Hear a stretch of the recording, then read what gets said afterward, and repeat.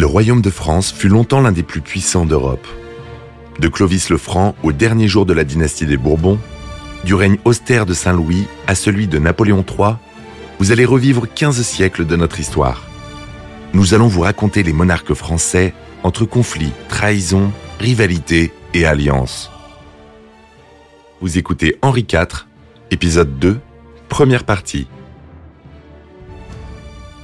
Le 1er août 1589, le dernier des Valois, Henri III, est en train de mourir poignardé par un moine fanatique.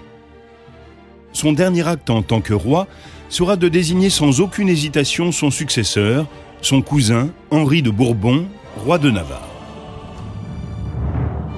Henri de Bourbon est alors le descendant direct le plus proche de Louis IX et duc Capet, et par là même l'héritier légitime de la couronne de France. Après avoir assisté à la terrible guerre entre catholiques et protestants, après avoir été emprisonné au Louvre et s'en être échappé, Henri de Navarre est donc sur le point d'accéder au trône. Mais la lutte n'est pas encore terminée. On lui dénie ce droit et le trône reste vide. À la mort d'Henri III, effectivement, les Français se réveillent avec un souverain qui a une religion qui n'est pas celle de plus de 90, peut-être 95% de la population. Philippe Hamon, professeur d'histoire. Henri va devoir se battre durant 5 ans avant de conquérir Paris et la couronne. Mais son règne deviendra l'un des plus célèbres pour les Français comme pour les historiens. En 15 ans, il va parvenir à réorganiser et à renforcer un pays qui se déchire depuis plus de 30 ans. Et il connaîtra une fin qu'il ne méritait pas. Il sera poignardé dans son carrosse par un fanatique pour des raisons que l'on commence tout juste à comprendre. Après 261 ans de règne et 13 monarques, la maison des Valois, branche aînée de la dynastie capétienne, doit céder le trône à la maison des Bourbons. La France a connu plusieurs décennies d'une guerre civile impitoyable et pendant 30 ans, elle a été dirigée par des rois d'une grande faiblesse. Il s'agit des 3 fils d'Henri II et de Catherine de Médicis, François II, Charles IX et Henri III. Le pays a un besoin urgent d'être repris en main par un monarque fort, attaché à la paix, capable d'unifier le pays et de lui rendre sa prospérité. Henri de Bourbon, roi de Navarre, a une confiance absolue en son destin. Il se sent élu. Mais sa foi protestante va lui valoir encore un bon nombre d'années difficiles, car la mort du Valois Henri III n'a pas mis fin à la guerre civile, et Henri IV n'a pour l'instant que le nom de roi. Bien que la religion réformée compte beaucoup de nouveaux convertis, la majorité des Français reste catholique. Depuis Charlemagne et Clovis avant lui, la royauté est étroitement liée à l'Église romaine. Après plus de 8 siècles de tradition ininterrompue, comment pourrait-on confier le trône à un hérétique ? Émus par les derniers mots de leur roi, les nobles acceptent son cousin Henri de Navarre. Ils le considèrent comme l'héritier légitime et lui offrent leur soutien immédiat. Puis, tout aussi rapidement, ils font volte-face et se déclarent consternés à l'idée qu'un roi protestant puisse monter sur le trône de France et refusent de le reconnaître comme Henri IV, à moins qu'il ne se convertisse immédiatement au catholicisme. Non seulement c'est un hérétique, mais c'est ce qu'on appelle un relapse, c'est-à-dire quelqu'un qui a été catholique une partie de sa vie et qui est revenu à l'hérésie. Donc, c'est encore plus grave. Henri IV a changé une bonne demi-douzaine de fois de religion entre sa naissance et 1589, et donc il ajoute à la casquette, si j'ose dire, de l'hérétique calviniste, du disciple de Calvin, la casquette de celui qui, d'une certaine façon, n'a pas vraiment de religion, qui est capable d'en changer et qui l'a prouvé maintes fois. De qui espérer un tel changement de foi, si ce n'est d'un homme qui n'en a aucune ? Le chef que les catholiques de la Ligue veulent voir succéder à Henri de Guise, leur héros assassiné, est son frère, le très gros et très ambitieux Charles de Lorraine, duc de Mayenne.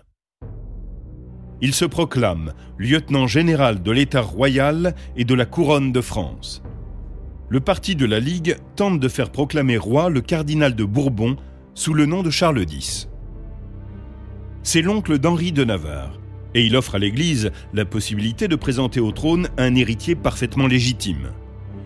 Mais il est âgé de 66 ans et toujours emprisonné suite à son arrestation par Henri III. Il meurt d'ailleurs l'année suivante à Fontenay-le-Comte. En vérité, il n'est qu'une figure de proue, utilisé pour gagner la couronne et être remplacé ensuite par le duc de Mayenne ou le jeune duc de Guise, également séquestré à cette époque. Philippe II d'Espagne, depuis son palais de l'Escurial, a l'audace d'ignorer la loi salique et de suggérer que sa fille, l'infante Claire Eugénie, monte sur le trône vacant. Elle est la fille de sa troisième femme, Élisabeth de Valois, ce qui en fait la petite-fille d'Henri II. Henri IV n'a derrière lui qu'un sixième de la France et une armée affaiblie par près de 20 000 désertions. On lui conseille donc d'arracher Paris à la Ligue. Il n'y a qu'un seul problème.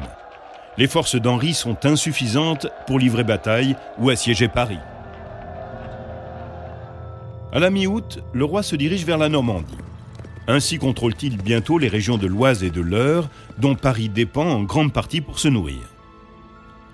De là, il avance vers Dieppe, prenant sans difficulté les villes qu'il croise sur son chemin et répandant la rumeur que son but est de s'emparer de la ville très catholique de Rouen.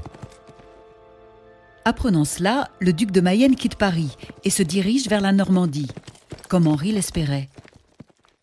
Celui-ci va devoir affronter la puissante armée de la Ligue, sans argent, avec une troupe réduite au minimum et un ravitaillement de fortune. Mais son tempérament de Gascon lui interdit de se laisser abattre. On dit qu'il répondit, en apprenant à quel point ses adversaires étaient plus nombreux, « Vous n'avez pas tout compté, vous avez oublié Dieu et la juste cause qui sont de mon côté. » Le duc de Mayenne, qui remplace François de Guise, qui a été assassiné, on le sait, à Blois par Henri III, lève sa grande armée, une armée qui compte 2 fois plus d'hommes que celle d'Henri IV. Michel de Decker, écrivain d'histoire. Et arrive dans la vallée de la Béthune, à Dieppe. Henri IV se dit « Je suis le moins fort, étant donné que je n'ai pas de troupes suffisamment nombreuses, donc je vais être le plus malin. » Et il prend possession des ruines du château, un vieux château sur les hauts d'Arques, qui n'était pas encore Arques la bataille, château construit autrefois par Guillaume le Conquérant, et il installe là son artillerie. Il fait creuser des tranchées de plus de 2 mètres de profondeur et il place ses canons sur des collines stratégiques autour de la ville d'Arques, Dieppe, qui est sienne à présent, étant derrière lui. La bataille d'Arques démarre dans la brume d'un matin de septembre. Protégées par leurs fortifications, les troupes du roi vont tenir ferme contre les vagues successives d'assaillants. Le duc de Mayenne est trop confiant et ses troupes se révèlent bien peu vaillantes. Quand le brouillard se lève, les canons du roi commencent à frapper leurs cibles depuis les collines avec une précision impressionnante. Et avant midi, la bataille est terminée. Ce ne fut pas une grande victoire, et il y eut bien d'autres batailles. Mais elle eut un effet psychologique décisif. Le roi gagne du terrain et prend de plus en plus confiance. Il va être reconnu et couronné roi de France sans avoir à trahir sa foi. L'Espagne et Rome sont tenus d'aider la Ligue. Alors Philippe II d'Espagne, qui succède à Charles Quint, qui avait fait tant de misère en François Ier, envisage, lui, naturellement, de soutenir la Ligue des catholiques, car c'est un roi catholique, et par la même occasion de reprendre possession complètement de tous les territoires qu'il souhaite caresser et posséder en France. Donc il se prête à la Ligue dans l'espoir, certainement, de pouvoir la doubler une fois la victoire acquise. Henri, lui, reçoit le soutien des ennemis de l'Espagne et des amis de la Réforme. Les calvinistes hollandais, les protestants d'Allemagne, les Anglais et les Vénitiens ne veulent pas que l'Espagne s'impose en France. Le pape Sixte Quint, qui a excommunié Henri en 1585, est assez fin pour comprendre que la sauvegarde du catholicisme romain n'est pas la seule raison pour Philippe de se mêler des affaires de la France. Il envisage à présent d'autoriser la conversion d'Henri de Navarre comme une condition préalable à son couronnement. Enfin, malgré la propagande massive de la Ligue, une partie croissante de la population affirme préférer voir un Français, fût-il hérétique, sur le trône, plutôt que de subir l'ingérence de la monarchie espagnole. Le Français lambda se doute bien que l'invasion espagnole pour garder la couronne catholique cache quelque chose, que c'est un jeu trouble, que c'est interlope. Si bien que Philippe II et son armée d'Espagnols n'est pas du tout bien apprécié sur le territoire. Encouragé par la victoire et le soutien de ses alliés, Henri quitte Arques et se dirige vers Paris. Il arrive aux portes de la ville le 1er novembre, avant le duc de Mayenne, et met en place un siège qui paraît plein d'avenir. Mais à cause d'une erreur tactique, un pont qui n'a pas été sécurisé, il doit laisser Paris derrière lui une fois de plus. Il va passer les mois d'hiver froids et humides à Tours. Ce sont pour lui des jours sombres dont sont absents l'humour, la chaleur et l'espoir qui le caractérisaient. À la fin janvier 1590, toute la Normandie est quasiment sous le contrôle du roi. La seule ville encore détenue par la Ligue est Rouen. Henri projette de faire sortir de Paris le duc de Mayenne, de le battre et de marcher de nouveau sur la capitale.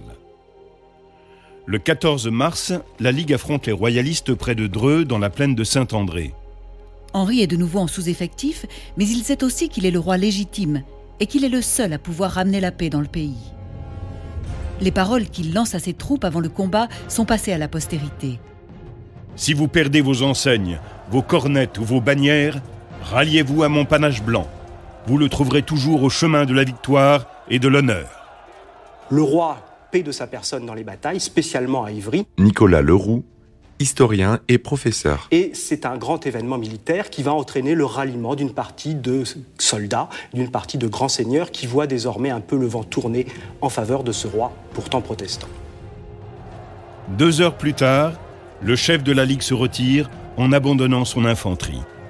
C'est une victoire totale que l'on doit au génie militaire et à l'héroïsme. Henri avait repris confiance en s'emparant de la Normandie.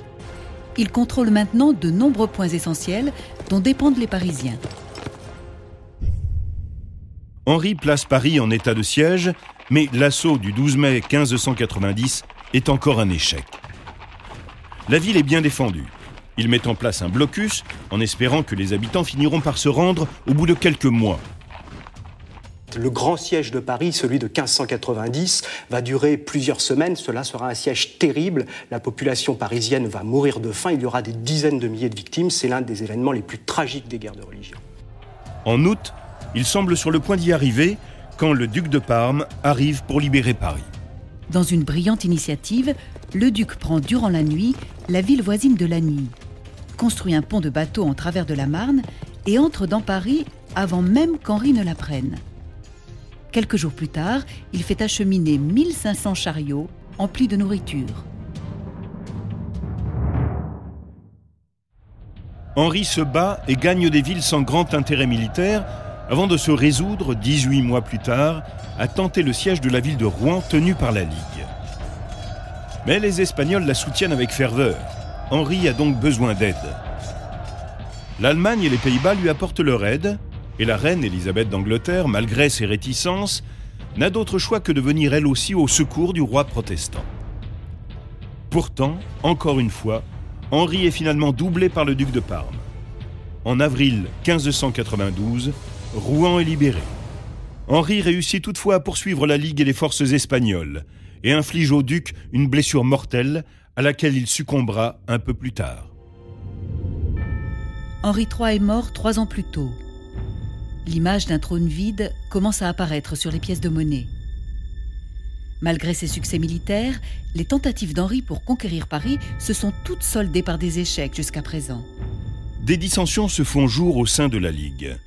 Les plus extrémistes demandent au duc de Mayenne de procéder à l'élection d'un roi catholique et d'accepter les revendications de leurs alliés espagnols, les Habsbourg. La frange modérée du parti commence quant à elle à encourager la réconciliation avec Henri IV. Le plan de l'ambassadeur espagnol, qui consiste à placer l'infante d'Espagne sur le trône, ne fait que développer le sentiment nationaliste des Français. La France veut un roi français et catholique. C'est donc dans ces circonstances que le roi précipite les choses. Il décide de faire le saut périlleux justement pour couper court aux prétentions des autres princes, voire princesses, à la couronne de France. C'est une conversion largement politique. Henri de Navarre a toujours su qu'on en arriverait là. Pour être roi, il doit être catholique, sacrifier sa religion, la foi que lui a transmise sa mère, Jeanne d'Albret, et ce, pour le bien du pays. Il n'y a qu'à travers cette conversion qu'il pourra instaurer la liberté de culte pour tous. On vous dépeint toujours, Henri IV, comme quelqu'un qui, pour des raisons d'opportunité, devient catholique. Jean-François Beige, écrivain. En disant « Paris vaut bien une messe ». C'est la phrase qui lui est toujours prêtée, qui est en fait une phrase qu'il n'a jamais prononcée, on la trouve dans aucune de ses lettres, ni dans les propos qui ont été rapportés. C'est quand même une philosophie et une phrase qui résume à peu près bien ce qu'il pensait, mais en réalité, ce qu'il voulait, toujours cette idée fixe, s'installer au Louvre, retrouver un royaume à peu près pacifié. Il fallait pacifier, quand on est protestant, il faut pacifier, il faut donner des gages au camp d'en face, c'est-à-dire aux catholiques. Et puis, il y a une autre idée qui est peu soulignée, c'est que chez les protestants, ils étaient contre l'idolâtrie, ils étaient contre le pouvoir des religieux et contre le pouvoir royal. Et quand on veut être roi de France, eh ben, il vaut mieux être du parti catholique. On sait que ce choix lui coûta beaucoup. Dans une lettre à sa maîtresse, il révèle la lourde signification de cet acte. « Demain, je vais accomplir un saut périlleux. » La majorité de la France est catholique. Si lui veut faire partie de la majorité des Français, Michel de Decker, écrivain d'histoire. il faut qu'il se convertisse. Alors, il accepte de jouer le jeu de la conversion et de se faire reconnaître comme catholique à Saint-Denis. Le 25 juillet 1593, dans la basilique de Saint-Denis, le roi abjure la religion réformée et reçoit l'absolution. Le soir même, le ciel de Paris est illuminé par les nombreux feux de joie allumés par une population en délire. Au cours de l'hiver, la cause du roi a continué à progresser, mais une part importante du royaume lui reste opposée. Cette fois encore, Henri va mettre à profit son instinct politique et, au lieu d'attendre l'assentiment total de la population, il va utiliser le couronnement pour obtenir son accord. Les portes de Reims, où ont lieu habituellement les couronnements, lui restent fermées. La ville est aux mains de la Ligue. Mais comme une ampoule d'huile sacrée se trouve à Tours, le 27 février 1594, Henri est enfin couronné en la cathédrale de Chartres.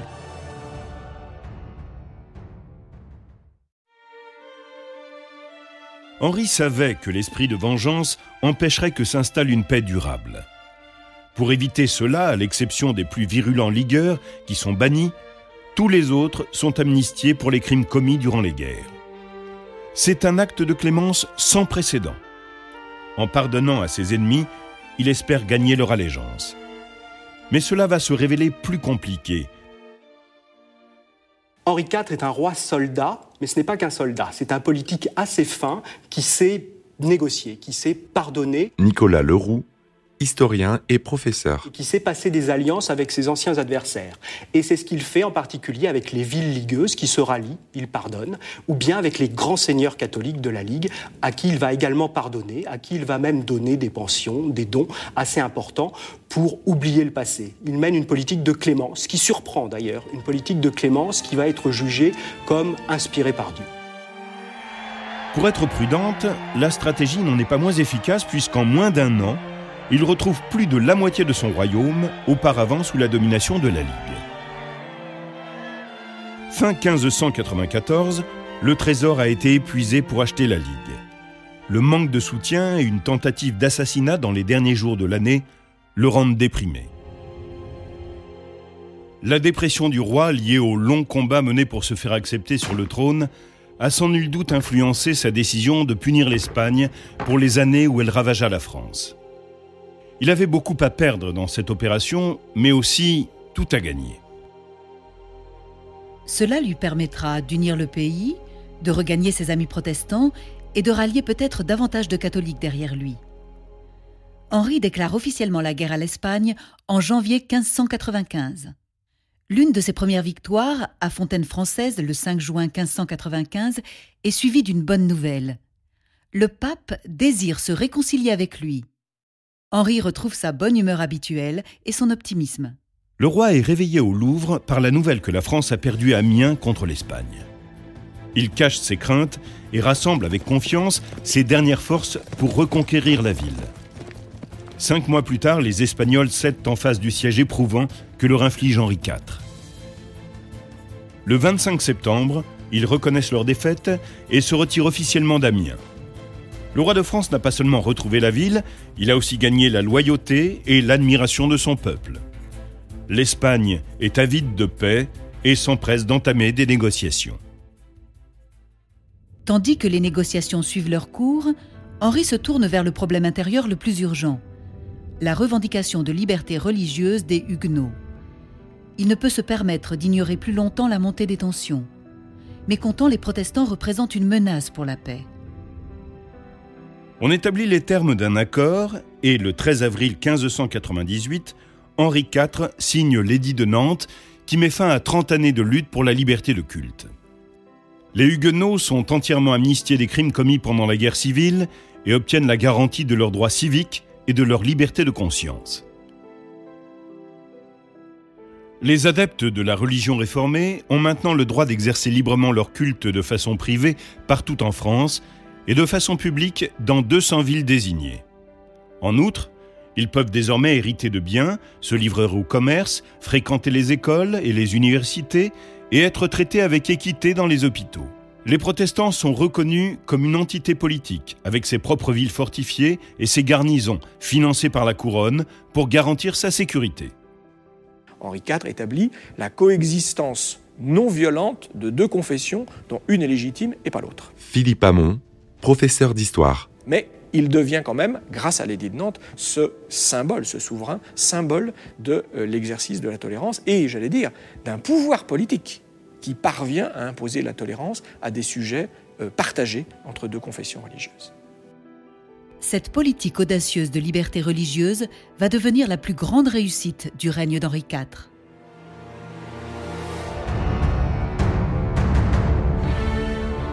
Vous venez d'écouter Roi de France. Si vous avez aimé ce podcast, vous pouvez vous abonner sur votre plateforme de podcast préférée et suivre Initial Studio sur les réseaux sociaux. Roi de France est un podcast coproduit par Initial Studio et Merapi, adapté de la série documentaire audiovisuelle éponyme produite par Merapi. Cet épisode a été écrit par Thierry Bruand et Dominique Mougenot. Il a été réalisé par Catherine Mignot. Production exécutive du podcast, Initial Studio. Production éditoriale, Sarah Koskiewicz et Mandy Lebourg, assistée de Sidonie Cotier. Montage, Camille Legras. Avec la voix de Morgane Perret.